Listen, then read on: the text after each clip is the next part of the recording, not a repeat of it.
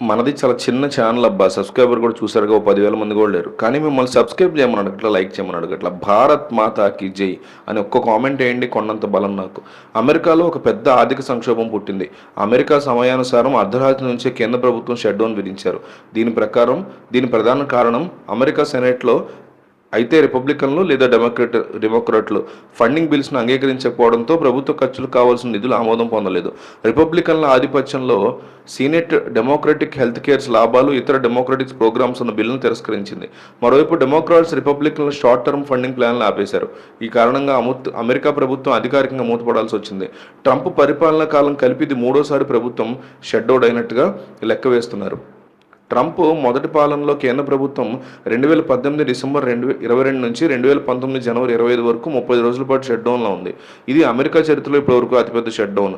ఆ కారణంగా మెక్సికోలో సరిహద్దు భవన నిర్మాణాల నిధులు కేటాయించడం మీద కాంగ్రెస్లో సంభవించిన విరోధం. ట్రంప్ $5.7 బిలియన్ సరిహద్దు భవనం కోసం అడిగారు, కానీ డెమోక్రటులను ఆమోదించలేదు.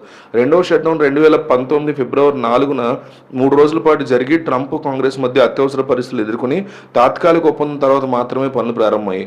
షట్డౌన్ తర్వాత సీనెట్ రిపబ్లిక్ లీడర్ జాన్ థ్యూడ్ డెమోక్రటిక్ల యొక్క రాజకీయ జిద్దు కారణంగా అమెరికా ప్రజలు బాధపడుతున్నారు అని వ్యాఖ్యానించారు.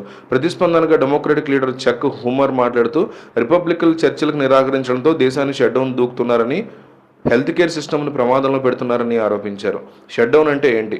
అమెరికా కాంగ్రెస్ ప్రభుత్వ ఖర్చుల కోసం బడ్జెట్ లేదా ఫండింగ్స్ ఆమోదించపోయినప్పుడు పలు ప్రభుత్వ శాఖల్లో పని నిలిచిపోతుంది. వేలాదిగా ఫెడరల్ ఉద్యోగులు డబ్బులు లేకుండా సెలవుల్లో పంపబడి పలు సేవలు ప్రభావితం అవుతాయి. దేశ భద్రత, ప్రజల జీవిత రక్షణలతో సంబంధం ఉన్న పనులు కొనసాగుతాయి. ఉదాహరణకి సైన్యం, ఎయిర్ ట్రాఫిక్ కంట్రోల్, సరిహద్దు భద్రత, పెన్షన్ల చెల్లింపు ఇవన్నీ నడుస్తాయి. కానీ వీటిలో పనిచేసే కొంతమంది ఉద్యోగులు వేతనం లేకుండా పనిచేయాల్సి ఉంటుంది. ఇతర తక్కువ ప్రాధాన్యత పనులు నిలిచిపోతాయి. నేషనల్ పార్కులు, మ్యూజియంలు మూతపడతాయి. పాస్పోర్టు, వీసా వంటి సర్వీసుల ప్రాసెసింగ్ కూడా చాలా స్లోగా జరుగుతూ ఉంటుంది. వైట్ హౌస్ డెమోక్రాట్లకి పాగాల విధానాలు కారణంగా షట్డౌన్కి దారితీస్తాయని విమర్శించింది. అధ్యక్షుడు డొనాల్డ్ ట్రంప్ ప్రభుత్వం మూతపడడంతో పెద్ద స్కేల్లో ఉద్యోగుల తొలగింపు జరగచ్చని హెచ్చరిస్తున్నారు. నివేదికల ప్రకారం ఈ షట్డౌన్తో లక్షల మంది ప్రభుత్వాలు ఉద్యోగులు ప్రభావితులవుతారని అంచనా ఉంది. రక్షణ శాఖ, సైన్యం అలాగే రిజర్వ్డ్ ఫోర్స్ వేతనం లేకుండా పనిచేస్తారని తెలుస్తోంది. కోర్టులు, విమానయాన సేవల మీద కూడా ఈ ప్రభావం ఉంటుంది.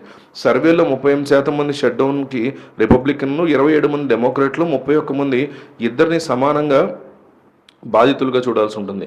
ఈ పరిస్థితి అమెరికా రాజకీయాల్లో ఇంతకాలం కొనసాగుతున్న విభేదాలను మరోసారి బయటికి చూపించింది. లక్షల మంది ఉద్యోగాలు దీనివల్ల ప్రభావితమై పరిస్థితుంది.